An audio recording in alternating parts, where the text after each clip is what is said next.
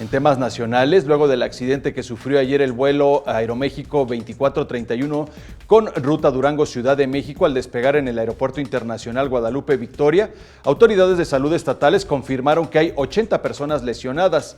De estas, 49 están hospitalizadas en diferentes instituciones. 11 de ellas se encuentran en estado delicado y uno, el piloto, en estado grave pero estable. La Secretaría de Comunicaciones y Transportes informó que para determinar las causas del incidente se integró la comisión investigadora formada por la Dirección General de Aeronáutica Civil, colegios de profesionales de la industria y representantes del fabricante. El titular, Gerardo Ruiz Esparza, señaló que hasta el momento hay dos posibles hipótesis sobre el accidente. La primera es que tras despegar, la nave tuvo que hacer un aterrizaje de emergencia.